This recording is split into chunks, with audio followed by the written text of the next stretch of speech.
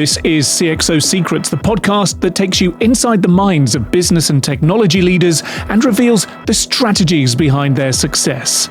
Coming up in today's show. AI is not going to replace your job. Someone who knows how to use AI better than you will, though. And so I think the approach that we're sort of taking is let's train our junior staff in how to better leverage the tools, right? You might need a different mix of staffing throughout the organization, but we'll always need a pipeline, right? Our company is 150 some odd years old. We're going to have a pipeline of talent. So let's teach them those new skills. Let's get them up to speed on AI. Let's figure out how we can unlock things.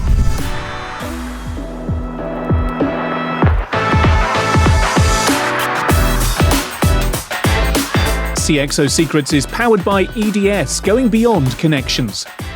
Find out about upcoming C-level events, experiences, and insights at edsxevents.com. Reza Salari, CISO at Pacific Life Re. Thank you for joining us on CXO Secrets. Thanks for having me, David. Great to be here. And where is here for you? And tell me, we're coming towards the end of a work week now. What's been on your plate this week? Well, yeah, I'm based out of London here in the UK, and what a week we've been having. We had a big regulatory audit previously in the week, which was taking a lot of mine and the team's time, but thankfully got through that, so ready for a pleasant weekend. Good. Well, hopefully a nice half-hour chat on the CXO Secrets podcast is the gateway to the weekend. And in our chat today, I'd love to explore some of the things that you and I have spoken about over the last few months or so. What cybersecurity leadership looks like when your organization, Pacific Life Re, operates across lots of different borders. But not only the borders, it's the cultures and the G word, the geopolitical stuff, the geopolitical fault lines, and why the world map is as important now to a CISO maybe as the network map. And then also about, what inputs, what output boards, regulators are asking of security leaders like you, and you've mentioned you've had some questions being asked over the last few days or so. That's the plan for today. Let's see where it takes us, of course. And first of all, Pacific Life Re, tell me about your role there as a CISO. Yeah, so as the CISO for Pacific Life Re, we're basically the global arm of Pacific Life. So basically everything outside the US sort of falls into my remit. Reinsurance is kind of a funny one in that it's sort of insurance for insurance company. It's kind of the easiest way to describe it. But again, we operate, I think we have offices in 8 countries. I think we're going into 9. And then we write business in, dozens. And like you say, reinsurance isn't the obvious kind of place, public, the retail financial, the retail insurance space. We all have insurance for all the different things in our life. So it's a bit different where you work in reinsurance. But what does that mean for you as a CISO, perhaps? And what does that mean in terms of the security landscape in which you operate? So reinsurance is kind of funny where I think in a traditional insurance company, you would have a much deeper level of data on an individual, like say if you're looking at the life insurance policy, a primary insurer is going to have much more information. Whereas from a reinsurance perspective, we might get a smaller subset of that. So in some ways as a CISO, it's a little nicer. The data is not quite as robust, but we get a lot of it because we're working with, clients all over the world. And so suddenly you end up with this whole collection of data, and each one has these geographical, restrictions to it. You think about the Asia market, for example, and Korea and other places have very different interpretations of what PII is, maybe compared to our Western view from like GDPR definitions. Right, and that's really interesting. Like you say, you cover the Pacific Life's reinsurance for everywhere that isn't the United States or North America. So you are by default very, very multinational, very, very geographically split. And you mentioned there one example of Asia and how PII might be different there, might be different definitions to what we have in Europe, let's say. Are there many examples of where you kind of need to have lots of those different national cultural understandings and I guess regulatory understandings as well in order to operate particularly, again, in the sort of central function where you operate? Yeah, I think the hardest part we have is just keep making sense of all that chaos. Because again, we write business all over the place. The regulations are constantly changing, and they're usually changing to be more strict. We're not seeing loosening of things. We're definitely seeing much more sensitivity there. And so, kind of mapping that out and kind of going, okay, well, is it safe for us to maybe take a high watermark approach across a regulation? Because sometimes a regulation might come out and you know what, it's actually fairly sensible, low impact for us to implement. We'll just apply it across the board because it's generally a good thing to do and low effort. Other times it can be incredibly particular and focused. And then you have to weigh those decisions of, well, how do we comply with the law? Which is definitely something we always want to make sure we do. But then how do we also do it in a way that is not going to, change how the business operates so much that it suddenly becomes difficult to implement or cumbersome. So it's a fine balance we find there. I speak with a lot of CIOs, CISOs, DPOs, whatever, across Europe, and even understanding the mapping, as you rightly say, between different pieces of legislation here, whether it is DORA, NIS2, whatever it is, understanding where the overlaps are, and then forming a strategy to make sure that you're doing, I guess, not overdoing the work and we've got a NIS2 team here, we've got a DORA team there, whatever it is, and essentially doing some elements of compliance twice, but then also making sure that nothing creeps between the gaps. I thought you guys were looking after that. No, I thought you guys were looking after it. And ultimately you've got exposure there. When you're dealing globally, like you say there, surely you have to rely on some real in-market expertise in order for you then to create those more centralized mappings and understanding. Yeah, I mean, for our team, one of my closest partners in the business will be around the legal and privacy teams and the risk teams. They have embedded resources in each of our regions who are really focused experts on the different laws and regulations in those things. And without that partnership, it'd be really difficult for me as a single person to make sense of all of that. But fortunately, we have sort of people in market that can provide the updates when new things come out.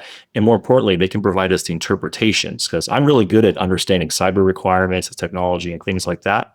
But if it comes to like a legal question as to, well, what does this really mean? What does a regulator mean by that? That's really where I need like legal compliance to come in and kind of give us their opinion on that. And that's how we operate. So it's really close part. I think almost every phone call I'm on, it's either it's myself, legal, and our privacy officer. It's always the three of us. We're like the three horsemen of of problem solving. So it's cool.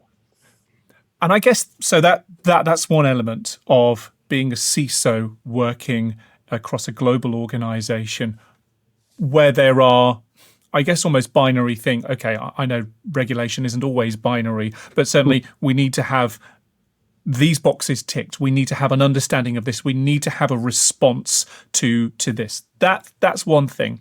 But there are some other elements as well, particularly around things like culture, around people. And for example, what that means around training and awareness, which is obviously part of your remit there as CISO too. And I think many people assume that things like cybersecurity awareness training, it's essentially universal. A phishing email is a phishing email, no matter whose inbox it's landing in. But certainly in my experience from conversations that I've had, and I've done a bit of work in the CSAT area as well, it's really not that straightforward at all. What's been your experience? You're dead on accurate there. I think it's kind of easy for companies to label themselves as being, oh, we're global because we have a presence. But to really operate in a global context, it's understanding the markets and more importantly, the people and cultures in those markets that you're interacting with. I'll give you some really great examples. We have one of the things I'm really proud about in our security program is our training and awareness capabilities. We actually have a dedicated training person who builds content specific to us. So we take, we take some basic stuff to start with, but then we layer it on, really kind of give it our own spin, our own flavor on there, which is really fantastic. However, one of the challenges we have is for our company is that probably 80% of our workforce is based in the US, and the training program is kind of tied to the US operations. And so everything has a very US kind of flavor to it. And I'll give you a couple of really interesting examples that have come up during these trainings that we found that sometimes create challenges locally. So, for example, the US training would say, all right, if you are driving to or from your office, which for most of our international offices, we're in like big cities where no one even has a car. So it's not necessarily always relevant in those markets. But an example would be like, oh, make sure you don't like leave your personal devices like sitting down in a coffee shop or, this, that, and the other. But I'll give an example is in Singapore. One of the things I noticed was going to the hawker markets there. And someone would go in there, there's a room full of people. I mean, this place is heaving, right? It's middle of lunchtime. Someone goes to like mark a seat for themselves to go get food. And they just like put their phone down as like a placeholder on an empty seat on the table and then go in a queue like on the other side of the market to go get whatever food they want. And nobody will touch it. Like Wow. Wow. there's no really culture of theft. In London, you have to walk down the street holding, clutching your phone to make sure We you don't are have in the to phone theft capital in London, that is for sure. right. So when we tell people, oh, make sure you don't do this, do that, they're like, well, then how am I supposed to hold my table? Like because it doesn't land with them, right? Or another example was we worked with like the physical security team where we're really close partners with, and we were talking about, okay, we need to do like, workplace safety, in case there's, a security issue that pops up in the office. And their first, like of the three examples they gave, two of them were related to active shooter. And then the third one was knife, which in most of our markets, like as soon as they hear that, they go, this is some US training, and they tune out. And then even though you might have the rest of the content being really relevant, you've already lost them because the first thing you opened with is something that to them is so implausible where they might be living. So it's not only about the kind of cultural lens, understanding that it is fine. Maybe the risk is the same if you're leaving your smartphone on a table, whether you're in Singapore or whether you're in Shoreditch, but there's just a very, very different kind of cultural context there. But also about how that training is delivered then, about the fact that active shooter, unfortunately, that is something that happens in the United States. Certainly gets a lot of news coverage. That's not to say it doesn't happen elsewhere, but that you're right, that is going to turn off even the language that's used, even the accent that might be used. Oh, this piece of content isn't for me, therefore I'm going to disengage with it. So what kind of things do you put in place then to I guess help people to engage? Because you don't want to be creating, or do you, a different piece of content for every single market and potentially for every single role, because there are different risks that someone who is in sales, maybe traveling around, maybe that's an old-fashioned notion now, I don't know, versus someone who's sat in a data center all day. There are different risks that they have to accommodate. So how far, my question is then, do you go to tailoring the content to the specific roles in those specific markets? And how do you balance that with, I guess, just efficiency and economics of creating that content in the first place? Yeah. So I think a lot of times the nice thing with our company and the team that we work with is that we do really spend a lot of time thinking about how these things work. So for that example I gave around physical security, we didn't send that training out blindly. This is something we actually discussed. As soon as we saw it as a draft, we're like, hey, hold on a second. Maybe we should reshuffle the order. Maybe let's not lead with active shooter, right? It's still something we can talk about, but let's maybe park that later into the presentation and open up with something a bit more broad, capture people's attention, and then guide them into it. Or maybe include other kinds of crime, like knife crime or things like that, that maybe are a bit more something you might see in other markets. So that's one example where we've made some adjustments while still maintaining, without having 15 versions of training, because that's not feasible to do so. The other example we do is we take multiple approaches to training. So yes, we have the ones that you need to go do the web-based training, CBT-based, go through, but we also have quarterly Be Safe town halls in which we bring in external speakers and things like that.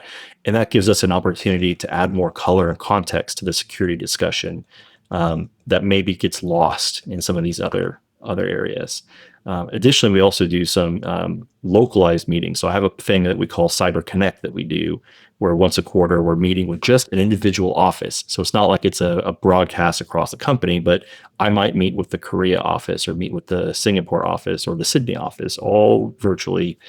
informal 30 minutes, and we'll look up maybe a news story or two that's happened in that market that quarter that's interesting, that's relevant. And so I think sometimes when you build those little small touches, when you then go back to them with these really big, computer-based training, they're like, oh, this is coming from that team. Okay, yeah, I understand that maybe this training might be, whatever, but there's probably something good in there because I know the team from these other events that I've gone to, and they're pretty good. And so maybe I'll follow through a bit more on that one. And I think that's an acknowledgement. Obviously, we can talk about different cultures in different places. Even that kind of collapses the dimensions a little bit because you've got different people who learn, who engage in different ways. Some people might be visual learners. Some people might prefer experiential learning experiences in order for messages to come into them. So having the different modes, the different channels, like you say there, feels like it's a very smart move to make sure that everybody is on board. How do you measure success, though? How do you ensure that it's working? And surely there must be some kind of reporting requirement as well that your senior stakeholders are going, you've asked for all this budget for, cybersecurity awareness training. Is it shifting the dial? Yeah. You got to have the metrics, always important, right? So for annual training, obviously you track it because it's annual training, it's mandatory. So these are ones that we have to track and get right and have compliance with. To me, what's more interesting and more of an indicator is the elective stuff, right? Our employees get a lot of different things to get invited to. Our HR teams really put on some really great events, bringing different, diversity speakers and things. So there's actually a whole plethora. There's several clubs. So you think about like, all right, if people have their day job, they have the things, then they have all the mandatory stuff they need to do training wise. There's that little window of electives. Where are they choosing to spend that extra time? And so when I see the attendance rates for some of these smaller events, like the town halls or the Cyber Connect series, okay, 90 people in an office of 150 chose to take 30 minutes to hop on a Teams call with me. That's a pretty good sign that we're getting some reach there and we're getting some questions out of that area. And then how are those behaviors changing? Are we seeing improvements in perhaps like our phishing testing and things like that? But really it's participation and engagement. If I get on a call and I see a good number of people and I'm getting good questions, I feel like we have the head and we have the heart. It's when they show up and it's silent that you wonder, oh gosh, like have we missed the mark here? Is this not engaging? If we see the attendance rates starting to drop down, or are we no longer something interesting? They're like, oh, okay, I've been to one or two of those and it wasn't really worth it. Because we make those decisions ourselves. So there's plenty of meetings I get invited to that I make a decision to join or not join based on if I perceive value there. So we always want to make sure we're seeing that value there. Final question on this. It's something I always like to ask those who are involved in cybersecurity awareness throughout an organization. And it's the human firewall versus humans are the weak link question, because there's a couple of different ways of framing this. And you can, hand on heart, say humans are a big weak link in my organization. And that can be a very disempowering statement to make to your workforce. The other side of the coin is saying humans, they are my human firewall. This is my first line of defense for my organization. Both, more than one thing can be true at the same time. But I wonder if they are conversations that you've had about how to talk about this, what language to use to make sure that the risk is kept real, but also humans don't feel as though they're being put upon. Your workforce feels empowered to make a difference when it comes to the role they have to play in your organization's cyber resilience. Definitely. I think making sure people are aware that security doesn't just happen. It's not someone else's problem. It's that it's a team effort, that they are not even just a firewall of defense, but they're actually like a sensor grid. They have eyes and ears. They're able to observe and see what's happening. We want to make sure they feel equipped with clear ways to get in touch with people that can step in and help. So they can, either they can send emails through. We have they can do it through our ticketing system. We got several different ways they can engage with our team. You can connect to the security leadership teams. I mean, it's really easy to connect with us across the company. And we want people to feel like, oh, I can do something about this. If I see something, I can say something about it. As well as providing them resources in their personal life. It's not just about security for what they do between 9 and 5. I want them to feel comfortable that if they're children are experiencing cyberbullying or something like that, that they have regional, localized references of materials and people they can work with in those areas to help with that. So the more people feel like, oh, okay, like I can go here, I'm going to get help, I'm going to get answers, it's easy for them to feed it. If they feel like it's going into a black hole or, oh, well, it's someone else's problem, things just won't happen. So it's really important to have that culture where people feel empowered to step up and say something. Yeah, and one other just point on that, and this is something another CISO had shared with me under sort of confidentiality. I won't name the organization, but they had said that when their employees on the end of COVID, everyone went to remote. One of the side effects they noticed was the number of whistleblower complaints and other not complaints, but whistleblower notifications or people reporting issues and unsafe practices plummeted. And part of that is that lack of human sensor grid, because you're not in the office to see, oh, it is kind of suspicious this person is doing these different things. It's much easier to kind of hide under the radar when you're at home. And this isn't an opinion on, remote versus office. Like, I know there's raging debates on the pros and cons. But that was just one metric that they had pointed out that was really kind of surprising to me and really kind of just demonstrates the power of that human sensor grid when it's there. That human sensor grid angle that you shared there, that's not one that's resonated with me before when I've had this conversation. So thank you for sharing that. That's certainly something to think on a bit more. Let's come back to the global nature of your role, of the CISO role now. And, well, your background, I think that gives you particular permission to speak, authority even to speak on this, because you have very much lived the global, international, intercultural journey yourself. Just give us a quick Reza Salari 101 on your international journey.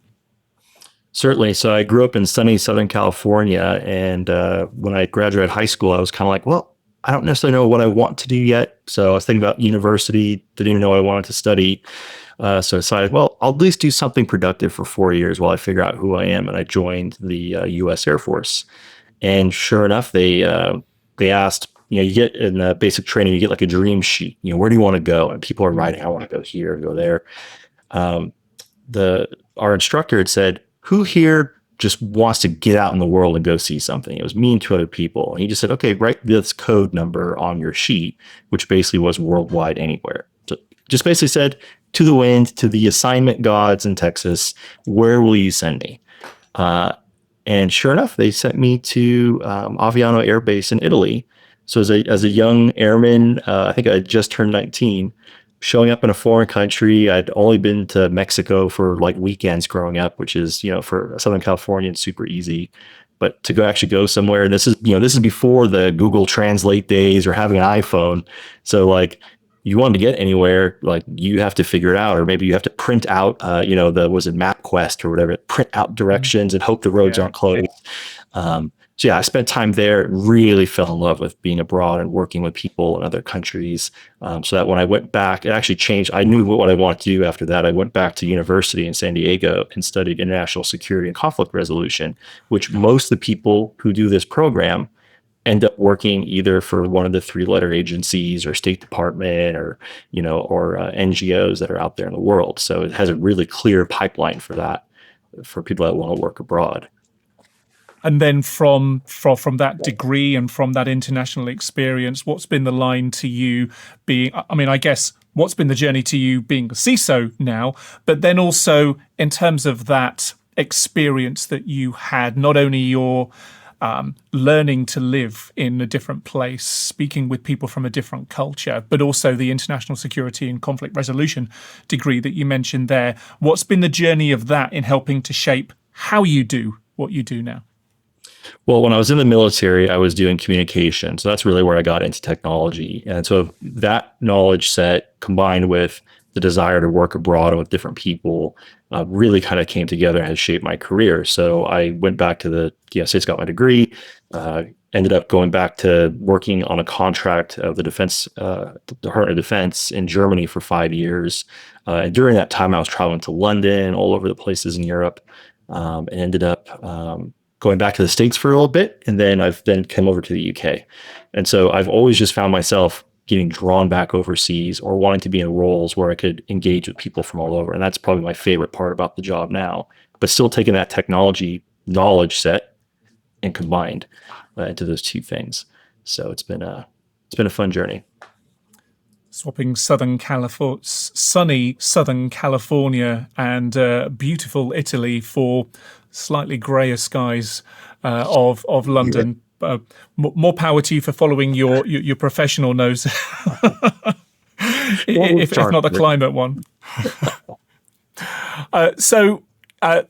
That's a really interesting journey, and I can see how those different experiences that you've accumulated are really valuable now, not only in your role as a CISO, but also, without layering too much onto it, the climate in which we live and work now, this kind of geopolitical climate where, for lots and lots of reasons, things are changing quite rapidly, and particularly for organizations, and maybe specifically in the insurance and reinsurance space, there are implications there as well.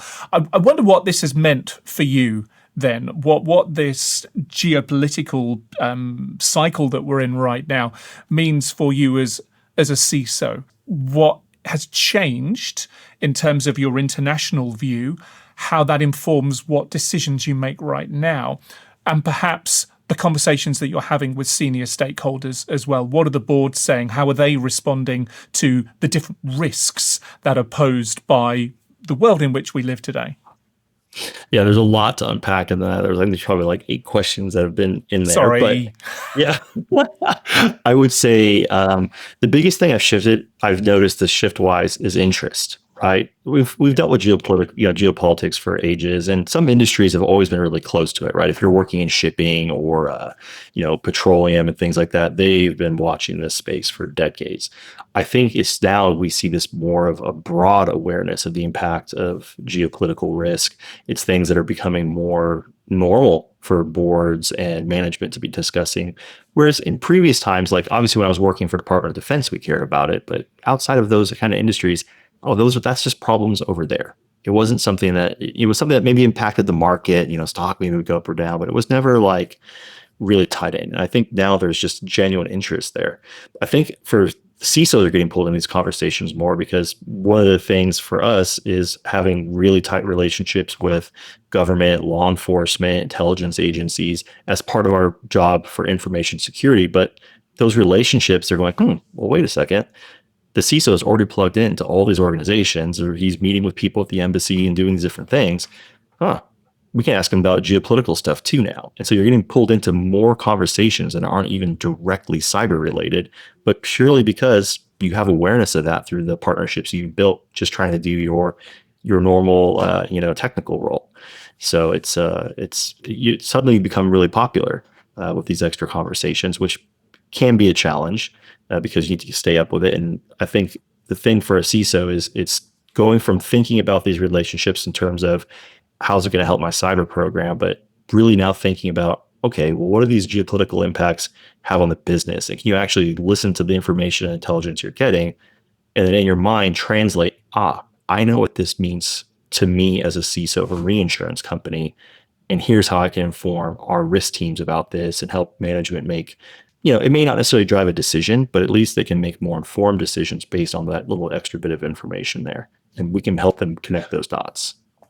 So what kind of decisions, I guess, are at stake here?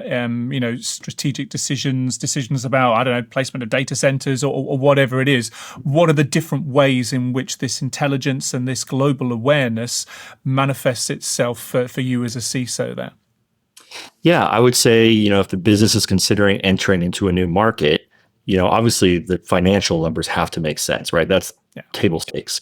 However, there's now much more focus on, well, what about the geopolitical risk in here? How stable is the country? What's the government like?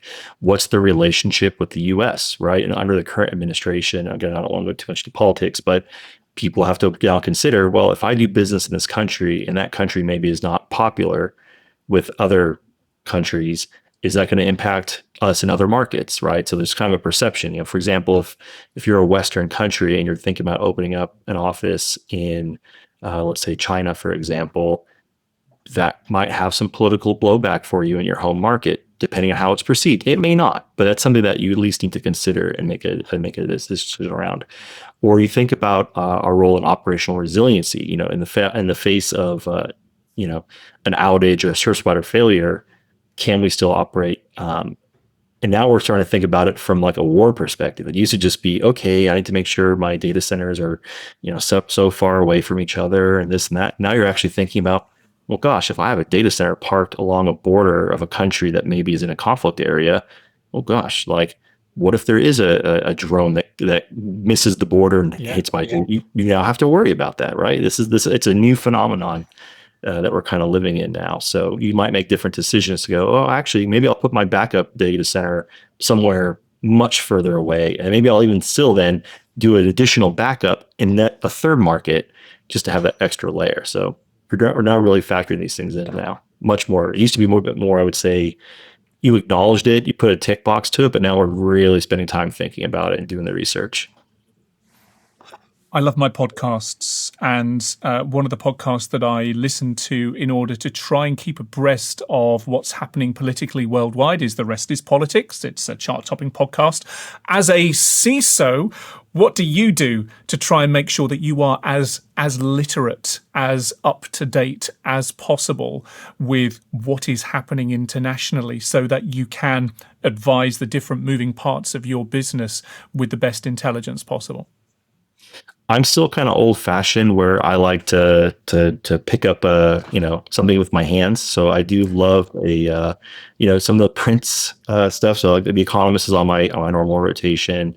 I also have like an Apple News subscription. I spend a lot of time kind of curating content through there. I have a bit of some preferences kind of in there that kind of bring the things I'm interested in. I've also started playing around a bit more. Our office uses Copilot quite a bit. I've been spending some time figuring out, well, what can I do with that? Can I get something where it pulls all this data in and kind of gives me the top snapshots? I'm still playing around with that. I won't advertise that as my preferred method yet, but I definitely think there's an angle there. And for me, it's old-fashioned networking. I think there's the print is important. You got to keep what's happening. It's the conversations that people don't want to write down are sometimes the best conversations, where they don't want to put to attribute themselves to it. So if you go to these different, there's a lot of different CISO meetups throughout London, as well as I've joined the U.S. State Department has something called the Overseas Security Advisory Council, which has loads of resource information. It's really designed for U.S. companies that are operating multinationally, which is exactly where we find ourselves sitting. So they have a lot of different briefings they hold and special events. But again, it's those sidebar conversations where you really can get some good information and good insight into maybe how to think about risk. As we start to wrap up this part of our conversation today, Reza, I think the thing that really strikes me is that the role of the CISO, it's changing. Of course, any role that's technology adjacent is changing because the world around it is changing and the technology is changing.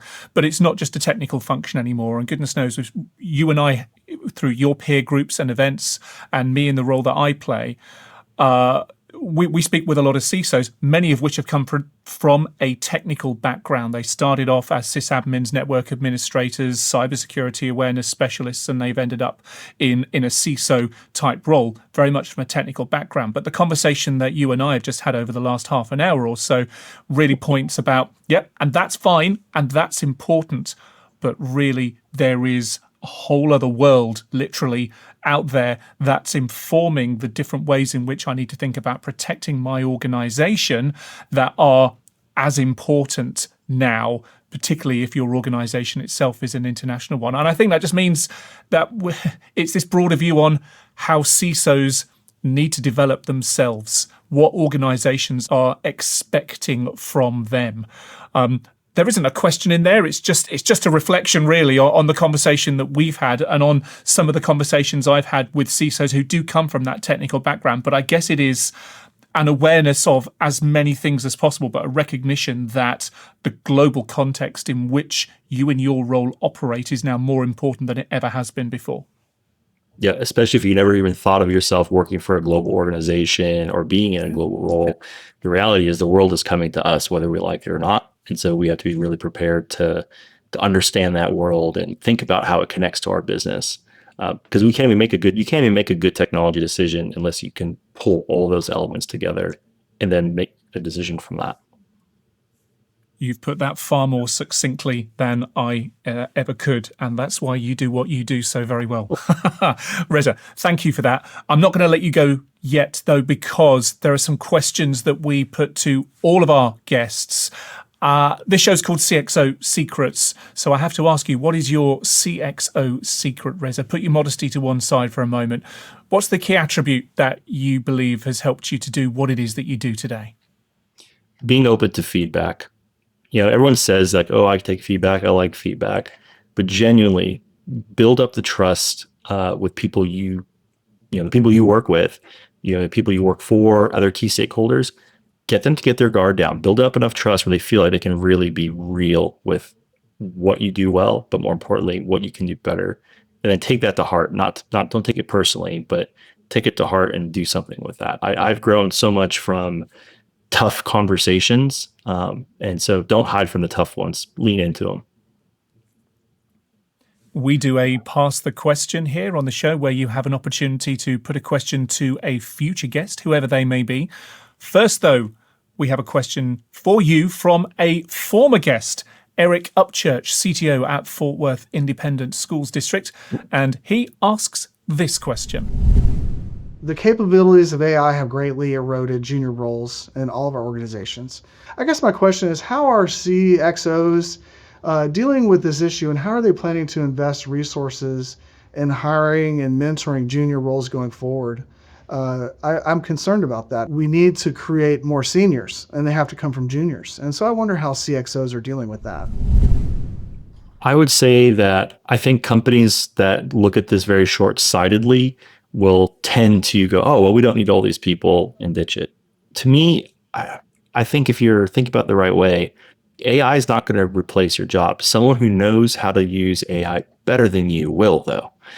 And so I think the approach that we're sort of taking is let's train our junior staff in how to better leverage the tools, right? You might need a different mix of staffing throughout the organization, but we'll always need a pipeline, right? Our company is 150 some odd years old. Like, we're going to have a pipeline of talent. So let's teach them those new skills. Let's get them up to speed on AI. Let's figure out how we can unlock things. One of the terms that I had a boss that likes to use is he calls them SLJs, which are these shitty little jobs. AI is great for that. So let's figure out what these junior people can do now that aren't these SLJs. What are those more advanced things that you would want to do in a junior thing, and have that clear pipeline out there. So I definitely think there's a role for it and a room for it, but I think it's making sure that we understand that AI doesn't replace people. AI should be an empowering tool that helps them unlock further value, and making sure that we have the right training programs in place so that people can get those skills and the practical sides of actually implementing it. I think will be the big difference there. And what is the question that you would like me to put to a future guest on the show? This was a really tough one to think about, but one of the things I've always learned the most is from bad leaders. So my question would be, what is the greatest lesson you learned from the worst leader you've ever worked for, and how has that shaped your leadership style? That is a great question. I'm really looking forward to asking that. Thank you for putting so much thought into that. And thank you for sharing so much in our conversation today. It's been great. Reza Salari, thank you for joining us on CXO Secrets. Great. Thanks, David.